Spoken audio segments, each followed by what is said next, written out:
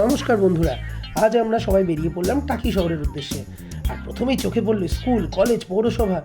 আর তারপর আমরা এসে পৌঁছলাম টাকি ইছামতি নদীর ধারে। আশপাশটা বেশ ঘুরে দেখলাম, খুব সুন্দর। আমরা রায়চৌধুরী জমিদার বাড়িতে তারপরে গেলাম, আর সেখানে আমরা ছবি আর ভিডিও তুলে নিলাম। আই লাভ টাকির সামনে প্রচুর মজা করলাম। আর ওই যে দেখতে পাচ্ছেন ওপারে, ওটা হলো বাংলাদেশের সাতক্ষীরা জেলা।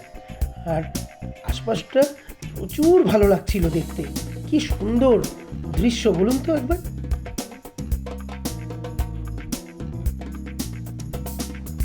আর ঘুরতে ঘুরতে প্রথমে চোখে পড়লো প্রচুর হোটেল, রেস্টুরেন্ট, যেখানে থাকা খাওয়ার সুব্যবস্থা আছে।